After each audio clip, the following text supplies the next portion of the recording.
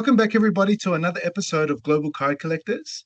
Today I'm with Joshua, and he is a big Alperen Şengün collector. You can find him on Instagram at Sengoat, let's call it Sengoat, underscore 28 underscore collector. And if you look on there, he's got a really great collection of Şengün cards, which I'm quite envious of. But before we get into him, Joshua, do you just want to tell me a little bit about your collecting origins? Where did you begin? G'day everyone.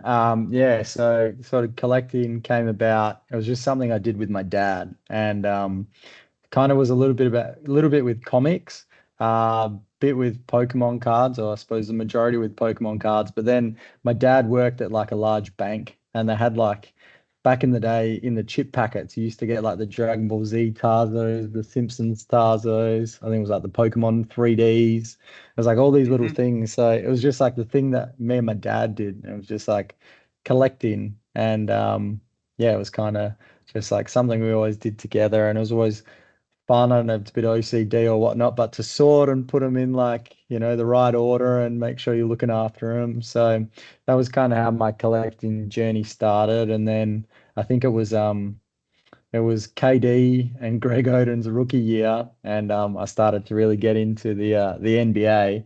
And there was a local card shop in Perth, Western Australia called Al's Card Shop, still around, still going after I don't know how many years. And yeah, bought myself some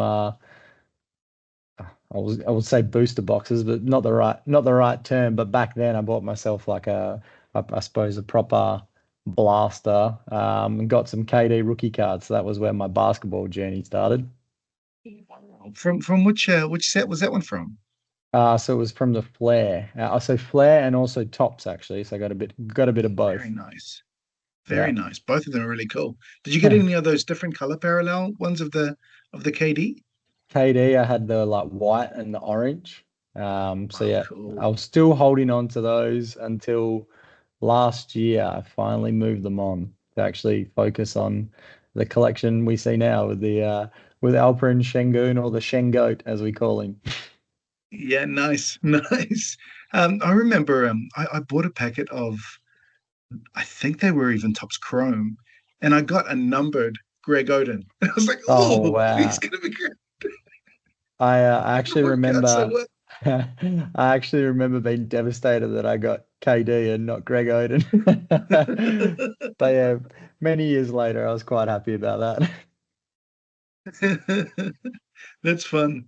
Hey, I guess that means you're a bit of a basketball fan on top of everything else. Are you still following the NBA right now and that kind of thing? Yes, so I'm a long-suffering Chicago Bulls supporter. Um, but now I have a soft spot for the Houston Rockets. So, and actually Yeah, yeah. really excited about the team that the Rockets are putting together. They just seem to be picking up some really good, like hitting on their draft picks with like Cam Whitmore, for example. Whitmore is Obviously, playing great. Shingun. You just look at the young Yeah, guys that they're getting. Even Tari Eason, who was injured last year. Now they've picked up Reed Shepherd, who looks to be like the best of the lot. So yeah. yeah, the Rockets are putting together a good team. But yeah, kind of hit the roof when the Bulls traded for Josh Giddey. So that was a bit of excitement 2 weeks ago. Yeah. Yeah, So cool, cool. That's also fun. But the Bulls have just made mistake after mistake over the last few years. So hopefully the Skitty one will hit. And I mean, like, what's going to happen with Zach Levine? It's just like, man, what's uh, going on? I was like, I thought Levine was gone last year, and like then he just got that season-ending injury. I was just like any trade value that he had just evaporated, Yeah, and now we're stuck with him. So yeah, bad decisions, holding on to the team. Obviously, Lonzo Ball, unfortunately, he started his yeah, first season so good, and then just what's happened to him has been unfortunate. But yeah, hopefully with Giddy and Kobe White coming on a bit last year, and now our new draft pick, looking pretty good. Basilis, the American Lithuanian, I believe. Yeah, and all he's a right. Chicago native. He's actually been all right this summer league, so there's a bit of Very hope. good. It's fun, man. But I completely agree with you about the Rockets. I have a.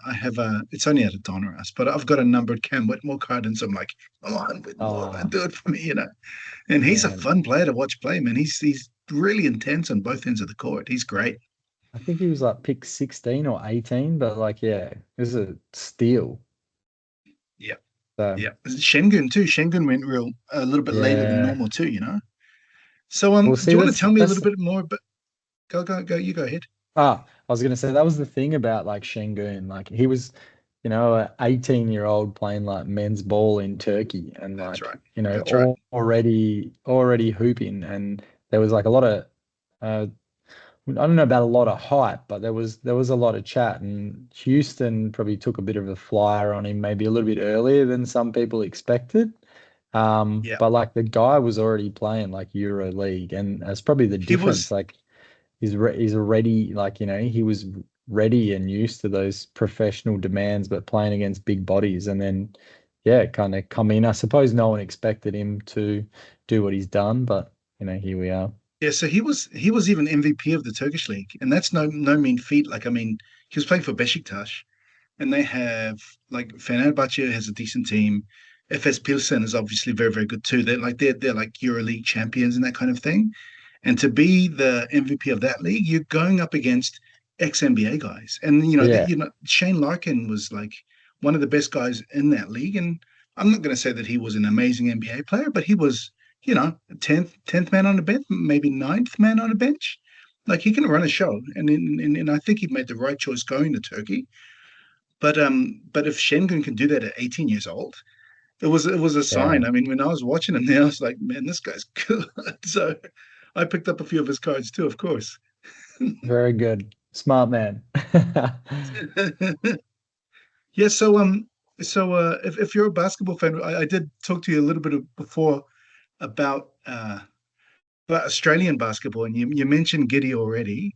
It looks like the Boomers might do something at the Olympics. I mean, they ran close to the States. They beat the Serbians with Jokic. Like it's all looking pretty Yeah. good. The only thing that I have a question about, and I'd like to ask you about, what do you think happened with Matisse Thybulle? Like, what was the deal, man? Like, how could So he not I make the know, squad? I know. And that was, yeah, that's the one that everyone here is just like, no one understands how he's missed out, especially after the job he did defensively last Olympics. And yeah, it's a funny one. Like last Olympics, they went so close, but I think from the Boomers' perspective, it just seems like the rest of the world has also grown, or like improved. Like I really think this Olympics, like you look at the teams all the way down, they're like there's a lot of Stacked. good They're teams. The top stacked. top Yep. 12, I think, like, you assume America is going to get it all together and go on and win it. But you look at France, like Spain's always good. All these sides. I mean, Slovenia didn't even make it. Like Greece knocked them out. Turkey So didn't make it. yeah, it's just like, it's very competitive. Australia, yeah, they'll have a good opportunity. Will they do as well as last time? I think it's going to be hard. I think it will be hard. I think Thibault leaving him behind is probably going to be a mistake. He played in the NBA. He's got that experience coming up against those NBA caliber players, and the offensive game in the NBA is everything. So when you bring that Mm. defense to the global game, it seems to translate really well because you're not scoring Agreed. 120 to 140 points a game. It's a lot tighter, and you can see that in the scores, so far in the warm-ups. Yeah. So do you collect any Australian players? Any cards of Australian Um, players? yeah, so I've got a bit of Giddy. So Yep. Giddy I collect. I I would like to own a bit more Paddy Mills. So a bit of a story about Paddy Mills. I went to school with his cousin, and Cool. so yeah, in the past I actually got to sit in the locker room. It was like, probably going back, I don't know, 12 years ago now. But the Boomers were playing China. They used to sort of do it every year or every second year, and literally we had access all area passes, and we're just sitting in the locker room with the players. And I think at the time there was like Joe Ingles, Andrew Bogut, Nate Jawa, who was coming, Wow. Hugh Greenwood, who now plays footy, but he was playing at New Mexico back then. Jason Kiddee, Brad Newley, and literally it was just like me and my mate, and like he's very close with Paddy Mills, so that's fine. But it was just like little old me sitting there, like in the change rooms, just like, all right. And then like we went to dinner and we went out with them that night, and it was just like, yeah, it was a pretty awesome experience. So That sounds I will. awesome. That sounds great. I reckon I'll be trying to collect a little bit of Johnny Furphy this year. So the rookie from the Pacers that they picked up in the second round. But yeah, if I see a good bargain for an Aussie, I'm always pretty keen to collect. Yeah, very cool. I remember I watched Australia versus Turkey when this was maybe 16 years ago when I was living in Istanbul.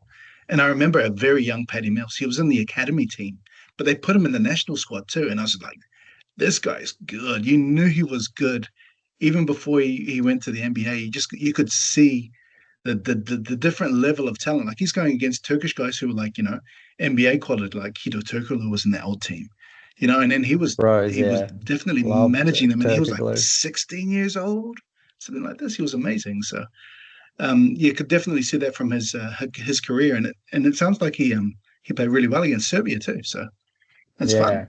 Yeah, he had a bit of a bounce back against Serbia, which was good. His Instagram, if you follow his Instagram account, is really good. He's like, I very agree. very cultural, and he gives a lot of history about, his people, and yeah, he's always got some good content, but really epitomizes that boomers culture.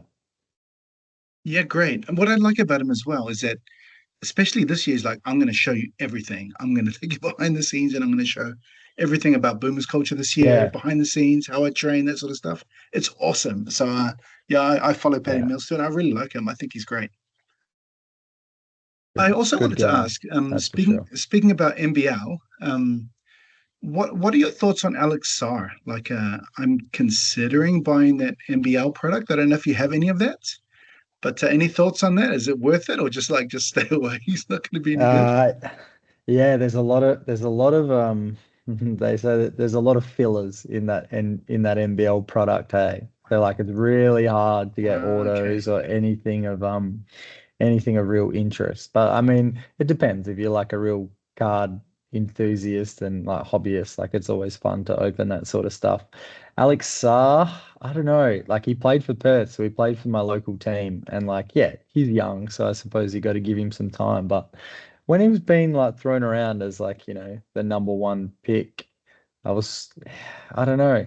I just didn't see it. Like, but then again, you get these guys that come instead of going to college, obviously they come into Australia to be the next gen players. And yeah, he had bursts, but I'm not sure. I think the fact that he's like a number two pick maybe showed the probably the strength of the draft class this year. Yeah. But I hope he proves me wrong. Fair enough. Hey, let's get into a little bit about collecting. Yep. Um, do you have any like memorable collecting experiences that you want to share with us? Anything that kind of was exciting or fun, or maybe you had like a really good interaction with a collector, that kind of thing? Yeah, so for me, oh, actually, I have one from like the other day, and this was like pretty wholesome. But for me, it was just like collecting with my dad. It was always like that fun experience. We'd go. This event in Perth called the Nexus Toy Fair, and it's probably been running for like 30 years. And me and my dad used to go on a Saturday like to collect comics together, and it's just like walking around, seeing all the different bits and pieces that people had. Like I'd pick up some Pokemon cards occasionally, but it's just like going out, like spending time with my dad, then meeting people. And now fast forward probably since 2021, I've been selling at this Nexus Toy Fair. So now I'm like one of the regular sort of sellers, and I got like all the kids and adults and everyone that comes to see me because like I'm one of the only Pokemon stores there. But just like recently, so it was just over 3 months ago now, I had like a young kid that came down, and he was like, "Oh, are you happy to trade?" Like, and it gets really busy.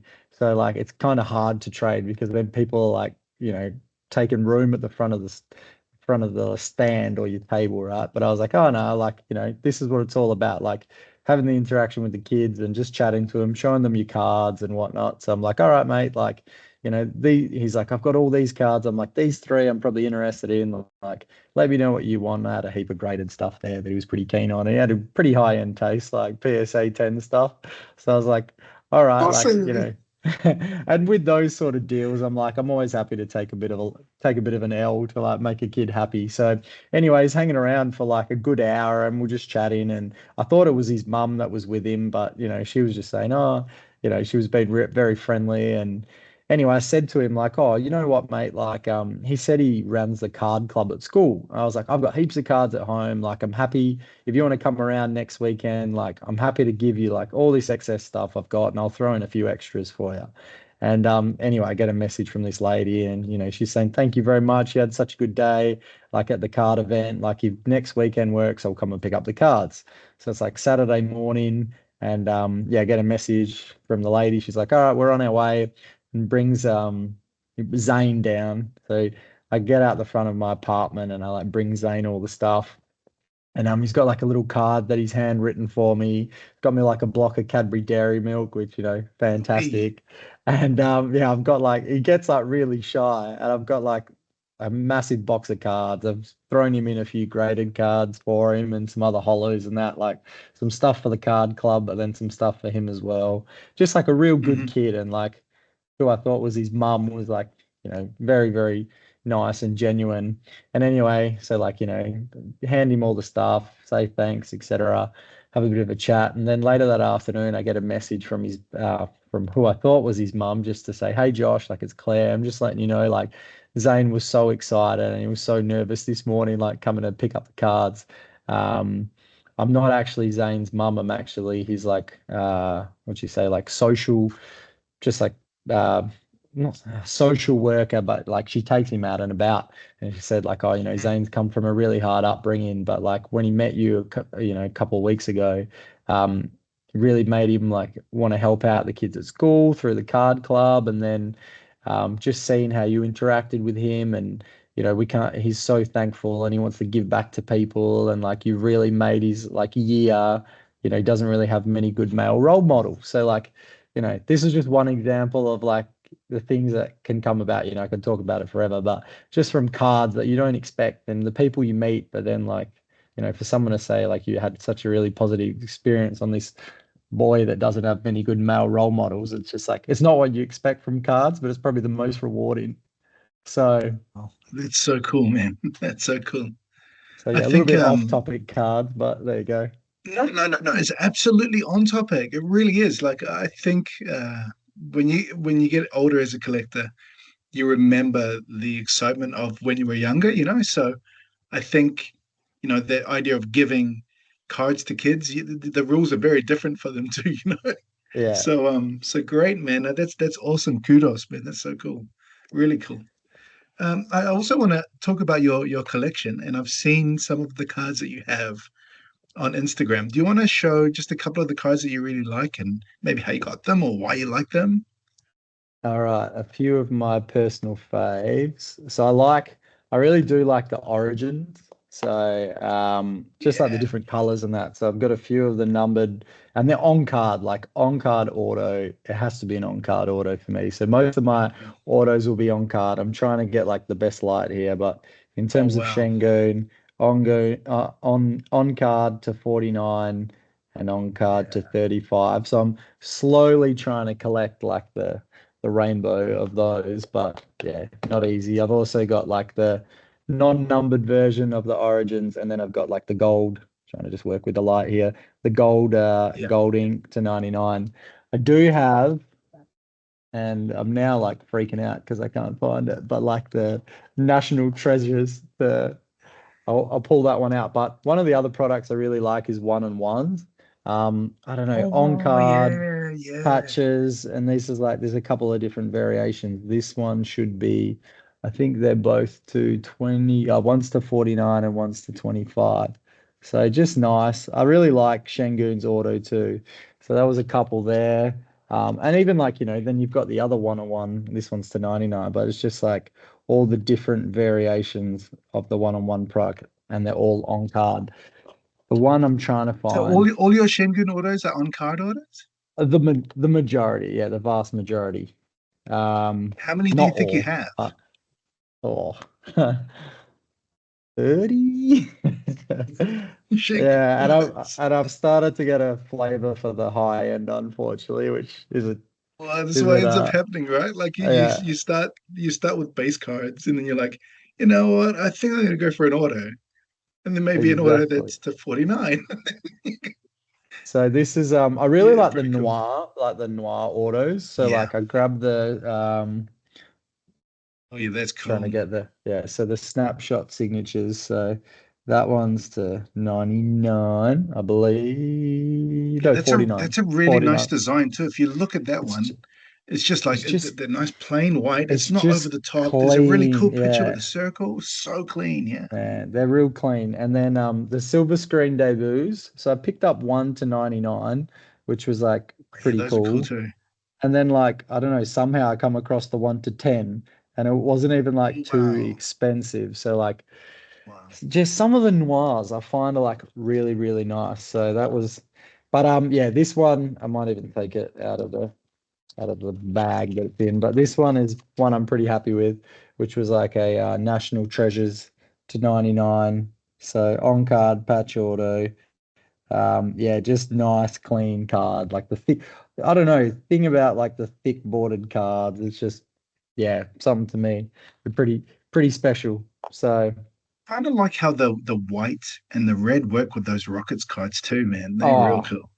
yeah, there's definitely something about them. And then okay, this is probably one of I probably got a pretty good deal on this because of PSA 8. Last card I'll show. But yeah, got the Yeah. flawless to PSA 8, trying to get a good light here. And it's Yeah. one of what is it? One of 10. So 10. that's probably my biggest card potentially in terms of the Shingun. Where are we there? Oh, There we go. the light's not doing me too much Yeah, justice, yeah, that's but okay. I'll put some photos because I'm sure they're all on your Instagram page. yeah. I'll And I get the can even photos send and a then I'll just overlay them too. Yeah. perfect. I'll send a couple more through as well. So yeah, I'm always on the lookout. So if you got any fans of the podcast that have any that they want to sell, feel free to hit me up. Like I'm always looking. But in terms of looking, what are you looking for? Are there any specific Shingun cards you're after or any other Um, players' cards? So you want some Petty Mills and what specific yeah. Shingun cards would you chase now? Oh, look, any Shengun rookies that are numbered doesn't have to be autos. Yeah, I'm always trying to get my mitts on. But yeah, just I really like the immaculate and the impeccable cards. Yeah, obviously flawless and NT, but you're paying crazy money for those. But and then obviously the origins. Origins, impeccable, and immaculate, probably three of the products I really like. And how many of I've those got a origins do you have in terms of the so you are you looking for the Origins Rainbow? Is that right? It looks like you might uh because you've got like three or four of them. yeah, I've also got I've got the 49, the 35, the 99, the standard base. Um, then I think I've got one more And a gold, I in the think, right? graded. Yeah, and a gold. Yep. So we've got a few, but yeah, it'll be a slow burn, but it's just fun. Those Like, you the know, you pick up an extra card here or there, and then you're like it's good. It's awesome. And yeah, is there just as like a a specific prospect. Shingun card you've seen? Is there like a specific Shingun card you've seen? Like, Oh man, I really want man. that one. Yeah, there's some guys over in America. They actually added me to like a Discord group that's pretty cool. And like they've got some absolute monsters. Just some of the flaw I saw this flawless card to 3, and it's just like unreal. Like yeah, like you said, just the white and the red and then the gold, like of those products are pretty cool. The fact they've got a bit of one-on-one, like I'm always keen to try and pick up the one-on-one and just yeah, he's Paul's cards, even America. Oh, he's got some wicked stuff. So, No, but really. yeah, just Shengun. I don't know. He's like he kind of come up. I was in an NBA fantasy group and fantasy comp, and then as a part of Okay. the group, they actually called it. So I didn't really know too much about Shengun at the time, but one of them was real high on Shengun, and that's where my card collection for him kind of started. And then like follow his Insta and that. Man, the guy's like always working out. He's like always working on his flexibility. Like he's stretching, he's doing the splits. Like he's just crazy stuff. So he's like real dedicated to his craft, which I think's like kind of made me appreciate him even more. And then like, he had that game on Wemby last year, just like all these little things, like his triple, he always flirting with a triple double, and like just all Yeah. these things just made me like him more and more. I think if he can get that three ball going and get, a decent percentage on that, he will Yeah, his career will take off. If that can improve in his game, defensively, I yeah, think he's getting better, but he's never going to be like a yeah. lockdown defender. Agree with But if that. he uses his smarts, he can be okay defensively. But yeah, I'm a big fan of his too, obviously. I Yeah. I And um some I of ended his up buying passing, yeah, the passing like, is very Joker-esque, right? And yeah, it's that's it. fun. He plays basketball with a like a real joy to play the game. And That's I it. remember there was one game where uh I can't remember which player it was, but he dunked on him and he got so upset. They went down the court and he passed for it. He went back and dunked it straight back on him. It was amazing. It was I so know much, the and one he's you're just so much talking fun. He's about. so I'm trying to animated think and who it he's was. Oh yeah, I man, can't yeah. remember either. I can't remember either. But all I remember was he plays with his heart on his sleeve. Now, one of the interesting things is when you watch him with the Turkish national team, because Mehmet Okur is there, he's mentoring him the whole time. So we went and watched them play a couple of friendlies in Istanbul. And, you get there early just to see the players and see what they can do. And the whole time Şengün is warming up and practicing, Mehmet Okur is with him the whole time. And that's why if you look at him online, they're always talking to one another and that kind of thing. So I think he's really taken him under his wing. And yeah, I've got high hopes for him, man. It'll be, Yeah. I think he was knocking on the door of an all-star berth this year. And Oh, I think that we were if he could just definitely trying to make it that shot a happen. little bit better. Yeah, yeah, me too. But if he can be more consistent with the three ball, I think he's got a real chance to make an even bigger impact next year, which would be cool. I think for sure, yeah. Like I'm really excited to see how his game grows next year. After, kind of I think he finished the season maybe three weeks or a month early after hurting that knee. But yeah, That's right. it'll be yeah, pretty exciting to see how it goes from a collector point of view, but just as a fan of Şengün, I think yeah, next season will be really exciting for him, but for the Rockets as well. Do you collect any other basketball players or any other sets?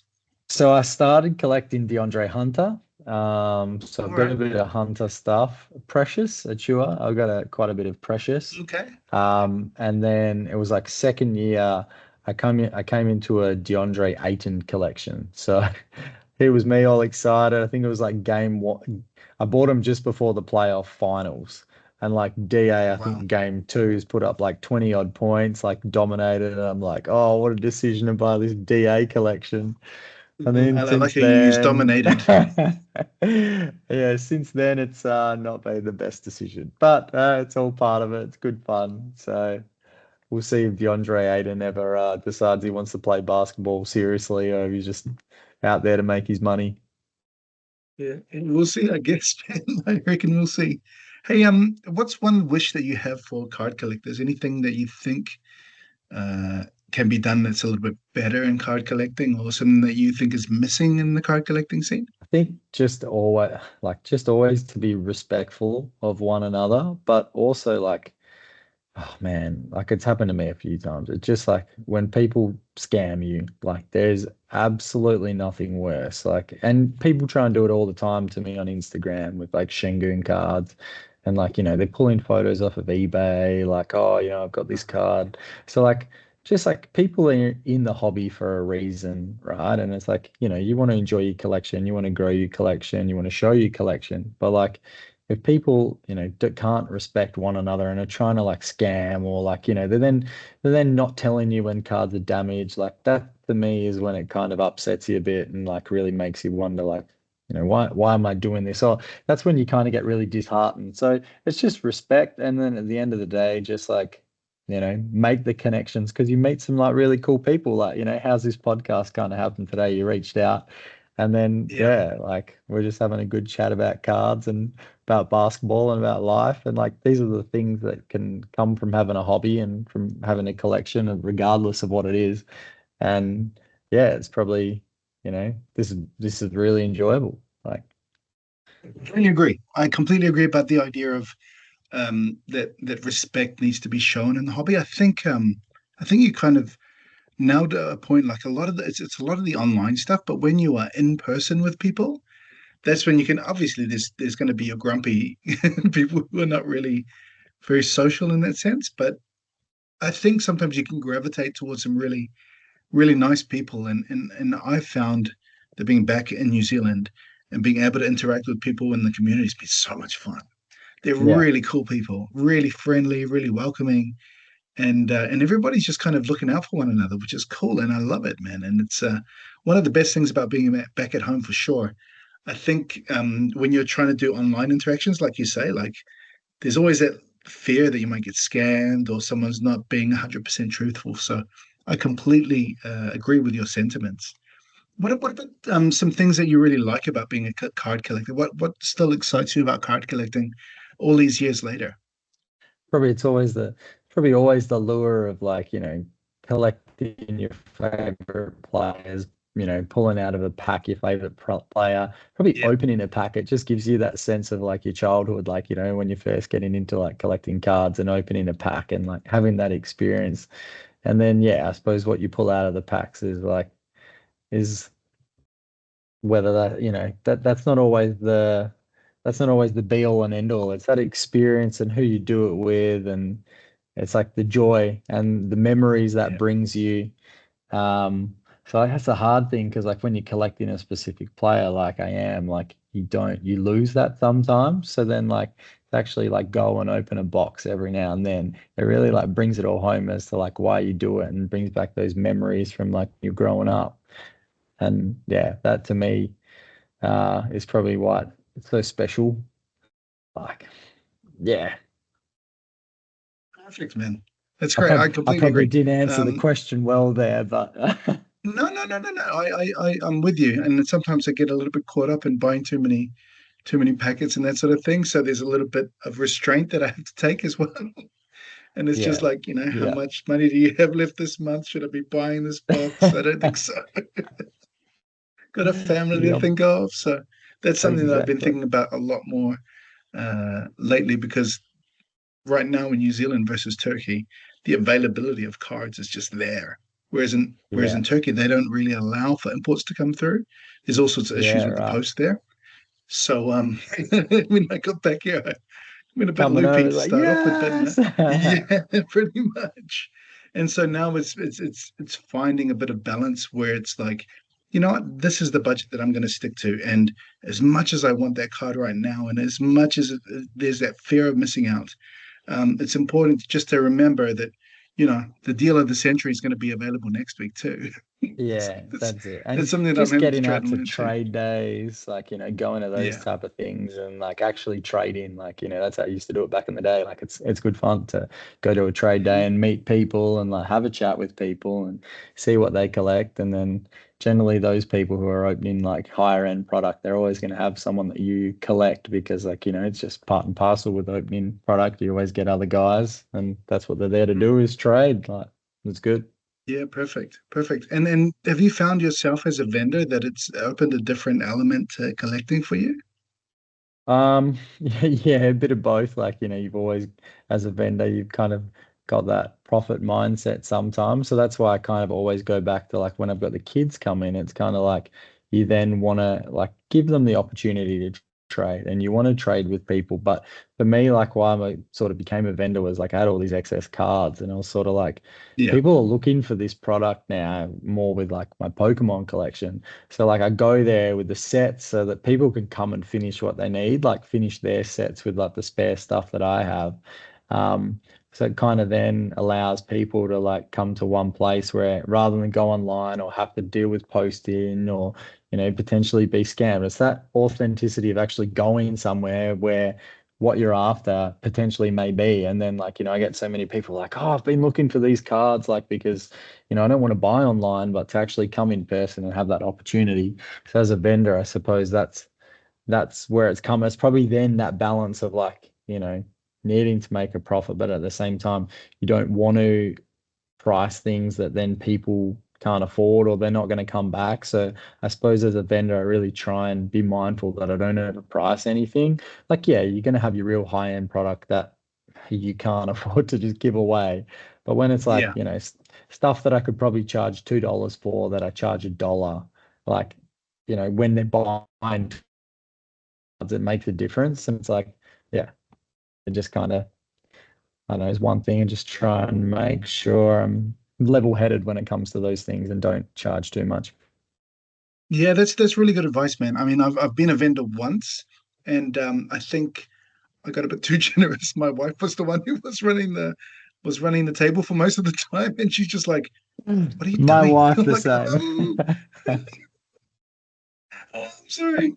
But it She's is like, "You it just is go," hard, and eh? It is hard. yeah, because you price stuff out, and you're like, "That's a fair price," but then, like you, when I saw it, I saw, and it's just the one time I've done it. I saw a youngster, and he was like, "This is my team." He was an ice hockey collector. He was wearing the team's uniform, and you could see him like doing the math and calculating. And I was just like, "Here, mate, here you go. You just take it." It didn't, that's what you want to do as an adult too. Is the whole idea of kids often the exception to the rule. You're like, you know what? Of course, I'm going to do it Yeah, for the kids because that's what happened to me, and that's what I want to happen to other yeah. kids, so that they can become Those collectors and understand that it's a good interactions, thing. exactly. Those interactions like keep the kids involved and get them excited, and Yeah, yeah. just like yours, man. And that's a great story.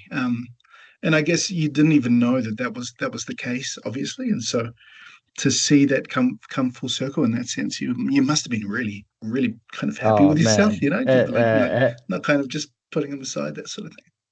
yeah, it did really hit me that day. It was like really cool. So yeah, just those That's moments, you never know what to expect. So Yeah. Hey, that's awesome, man. Hey, I don't want to keep you up too much longer, but anything to share before you go? nah, not really. I don't know. I could talk forever. But yeah, I'm always on the lookout for the Shingun cards. It's a really exciting time for sport, for basketball, with obviously the Olympics coming up. So I'll be keeping a close eye on it. But no, just really appreciate the opportunity to come on and have a chat. And like I said, it's like these genuine, you know, moments and wholesome opportunities where you can just have a chat with, someone that I've met from New Zealand, and yeah, like it's just cool to be able to chat and connect with people and make new friends along the way. Perfect. Hey, thanks so much for your time, Josh. I know it's been a bit of a mission to get here, but we did it. We got there in the end. But no, look, That's really right. appreciate it. Thank you very much. And yeah, appreciate the opportunity to come on and show a bit of my Shengun collection. So yeah, Yeah, let's hope cool, he cool. 2024-25 season will be his all-star year. I'm calling it. Yeah, I think he's due another leap, man. And he could do it too. You know that the ceiling's high with that kid. So I'm pretty bullish on him. That's why I've got my own little Shingun collection too. So yeah, fingers crossed. Fingers crossed. Cheers, Well, buddy. I appreciate the opportunity. Thank you very much. Yeah, thanks so much for coming on. See you, mate. Ta.